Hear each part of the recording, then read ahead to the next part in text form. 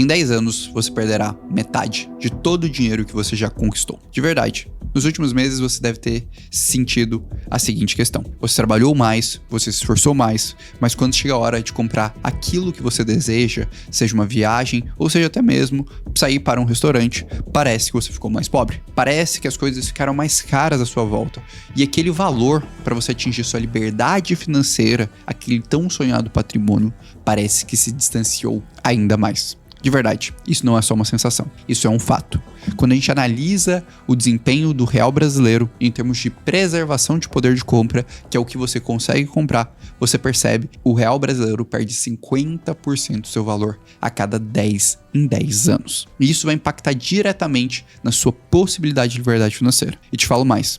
Existe um evento que aconteceu apenas 2 vezes no século passado e que está acontecendo nesse exato momento que vai piorar ainda mais isso para os próximos 5 anos.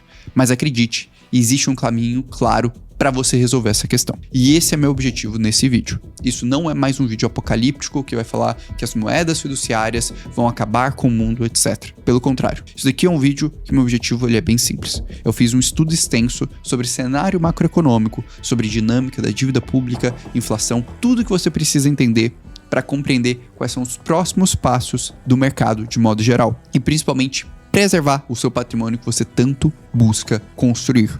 E o vídeo de hoje tem um objetivo bem simples, te dar um norte em relação a todas essas perspectivas. Por isso, assista ele até o final, porque ele vai ser essencial para você construir o caminho para conquistar a sua liberdade tão sonhada. Se você sente que a cada instante você está ficando mais pobre, fique tranquilo. Isso de fato é verdade. Quando a gente analisa o processo de desvalorização do real e na verdade de qualquer moeda fiduciária que já foi implementada no Brasil, isso torna muito evidente, como você pode observar nesse gráfico aqui. A grande verdade é que o Brasil vive um problema inflacionário, em grande parte, e cada vez mais aquela unidade financeira que você guarda, ela perde valor.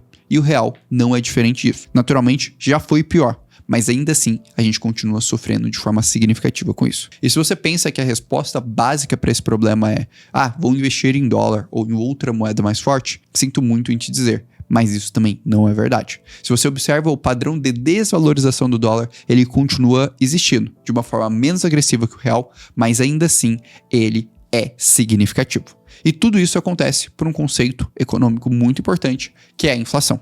A inflação nada mais é do que a perda de poder futuro de compra daquela unidade monetária, ou seja, daquela moeda, como por exemplo é o real, ao longo do tempo. E ela acontece por 2 motivos essenciais. No curtíssimo prazo, é o excesso de dinheiro existente na economia que muda a dinâmica da produção. Normalmente as pessoas ficam mais ricas, elas decidem comprar mais itens, aqueles itens se valorizam e aquilo gera justamente esse efeito da gente sentir que o nosso dinheiro não vale tanto. No longo prazo, foi criado um mecanismo para coibir esse problema, que é o que a gente conhece como taxa de juros. E aí é um outro ponto, um outro conceito muito importante de explicar para vocês. Na prática, praticamente qualquer economia do mundo vai ter uma entidade chamada Banco Central. Esse banco ele é responsável por coordenar todas as metas da economia. Entre as 2 principais está a questão da inflação e a questão da taxa de juros. A inflação existe justamente para manter a economia minimamente aquecida, então ela é importante. Naturalmente, uma moeda fiduciária vai ter um pouco de inflação. Na média, em países desenvolvidos, a gente está falando da ordem de 2 a 4%. Aqui no Brasil, é relativamente comum a gente ter inflação até mesmo de 2 dígitos, mais de 10%. E também o Banco Central, quando essa inflação começar a se tornar descontrolada, vai usar justamente a taxa de juros. A taxa de juros é o que encarece você pegar mais dinheiro emprestado e se alavancar. Então, normalmente os países elevam a taxa de juros para dificultar o processo de produção de novos itens, o processo das pessoas terem mais dinheiro e, por consequência, esfriar a economia. Então, normalmente elas também circulam aí na faixa de 2 a 4%, mas em momentos extremos como esse que você está vendo na tela, que foi o caso da pandemia, elas podem até mesmo chegar a 0, justamente para construir estímulos cada vez mais fortes. Então, Orlando, do que você me falou até agora, sinceramente, se a gente está vivendo num mundo um pouco mais inflacionário, basta os bancos centrais elevarem as suas taxas de juros ou manterem em patamares para reduzir isso e tudo vai ser resolvido, certo? Infelizmente não. Porque no momento que nós estamos vivendo agora, a gente está vivendo uma exceção na história. No século passado, só aconteceu 2 vezes. Mas para eu te explicar essa exceção na história, eu preciso explicar um último conceito. E eu prometo que vai ser o último conceito que eu vou te explicar antes de mostrar uma análise completa sobre a nossa perspectiva e por que, sinceramente, se você não prestar muita atenção aqui agora, você pode perder muito do seu poder de compra. O que acontece é que a gente tem um último problema. Hoje, nós temos um problema chamado dívida pública.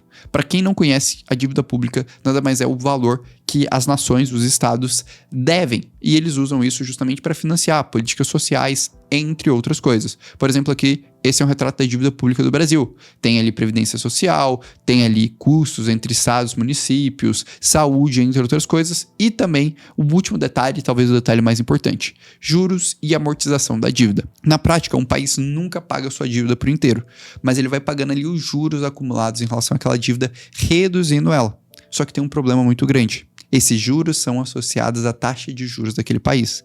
E se a taxa de juros fica muito alta, essa dívida fica insustentável e você entra numa espiral descendente para esse país, que esse país se endivida cada vez mais, consegue ter cada vez menos dinheiro para investir ali dentro da sua infraestrutura e se torna um país cada vez menos atrativo, criando um problema sistêmico de desenvolvimento. E é justamente isso que nós vivenciamos agora. Se a gente analisa ali o comportamento da dívida da maioria dos países ao redor do mundo, nós estamos com a maioria dos países com uma dívida maior do que a sua própria produção anual. E isso começa a comprometer a maioria dos bancos centrais, porque eles não conseguem manter taxas de juros tão elevadas quanto a gente vivencia agora. E esse contexto só aconteceu 2 vezes no último século. A primeira vez que isso aconteceu foi no período das grandes guerras, da Primeira e da Segunda Guerra Mundial, onde a gente teve uma elevação significativa dos gastos da dívida pública, como você pode observar aqui. Por conta disso, os países não conseguiam ter taxas de juros tão altas. Inclusive, a gente consegue perceber que esses gastos que a gente vivenciou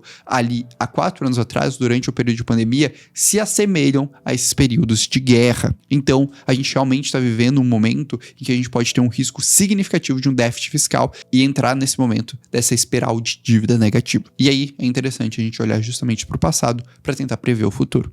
Se a gente observar essas 2 zonas verdes que eu marquei aqui, foram os últimos momentos que a gente teve inflação muito elevada no século passado. Ocorreu na década de 40, justamente pós a Primeira e Segunda Guerra Mundial, e ocorreu na década de 70 por conta do choque do petróleo.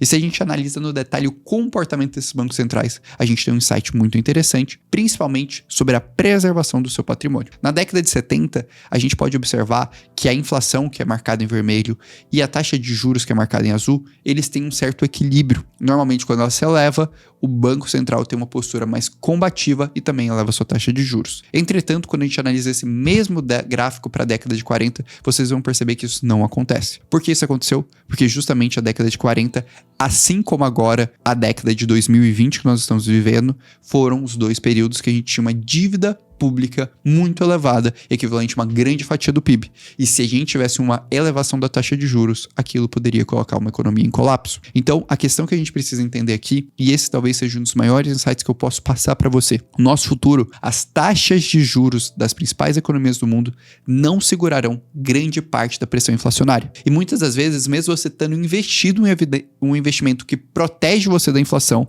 ele não segurará e não preservará seu poder de compra, especialmente se você está buscando um padrão de vida mais elevado e que envolve você ter relação com outros países, seja de consumos de itens importados, seja de viagens. Então, se você está pensando em relação a isso, você tem um grande problema para os próximos 5 anos que você precisa resolver. E antes de eu explicar como são os caminhos para você resolver esse problema, só queria te pedir a seguinte coisa. Se você está curtindo o conteúdo até agora, não esquece de deixar o like, se inscrever aqui no canal, porque isso é fundamental para eu conseguir trazer conteúdo de qualidade e com esse nível de aprofundamento que eu estou te mostrando aqui agora para o seu futuro financeiro. Mas vamos voltar ao que interessa. Você já entendeu que essa dinâmica aí é bem certa.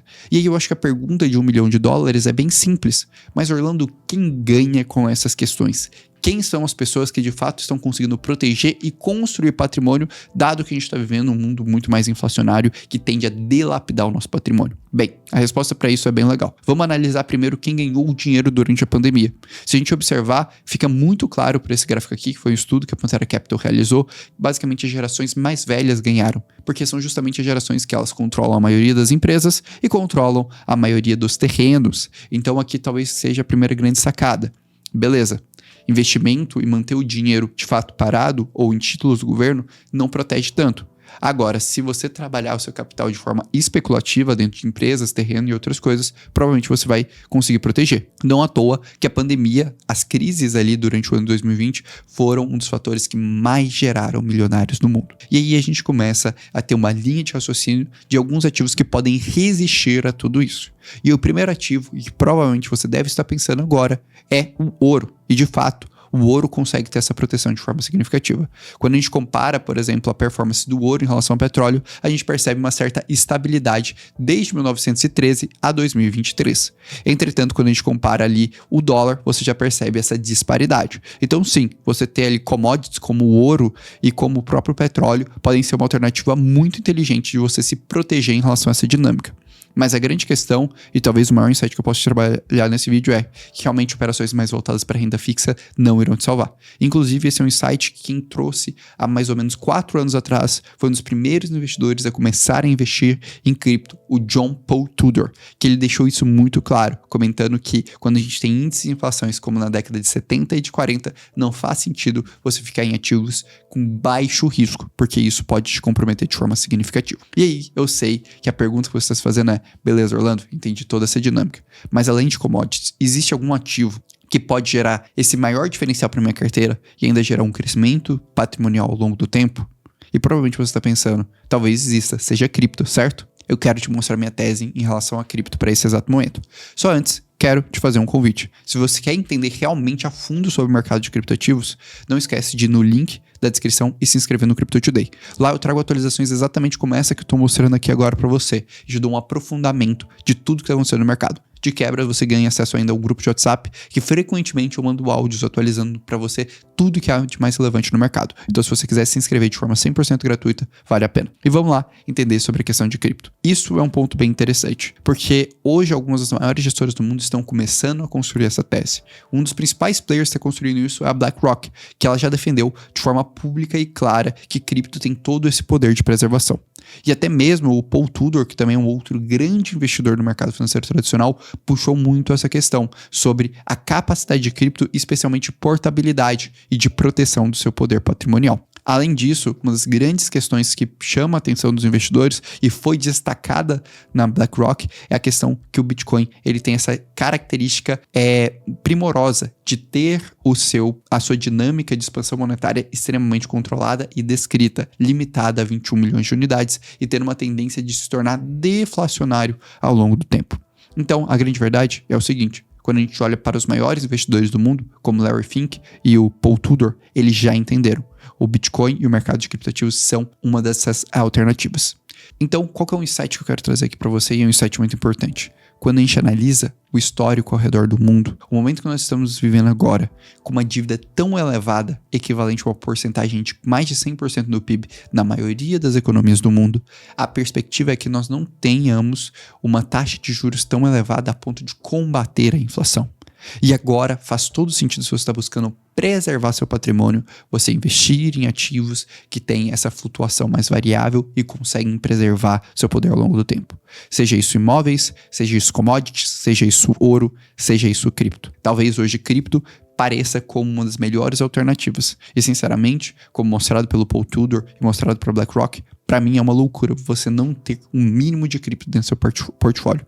E mais do que isso, para mim é uma loucura você desprezar essa dinâmica de inflação. Sinceramente, nunca foi tão necessário você investir e investir de forma consciente e clara seu dinheiro para te dar segurança patrimonial. E se você manter apenas sua perspectiva tradicional, a chance de você perder dinheiro nos próximos 5 a 10 anos, como grande parte dos investidores perderam na década de 70 e 40, é extremamente elevada. Por isso que eu decidi fazer esse vídeo para elucidar tudo isso para você. Então, se você gostou desse conteúdo, não esqueça de deixar o like, se inscrever aqui no canal e compartilhe a sua opinião, sua visão sobre o futuro monetário que nos aguarda. Espero que você tenha gostado do conteúdo. Se você quiser mais aprofundamento, vou deixar esse vídeo aqui sugerido para você. Um grande abraço e até logo.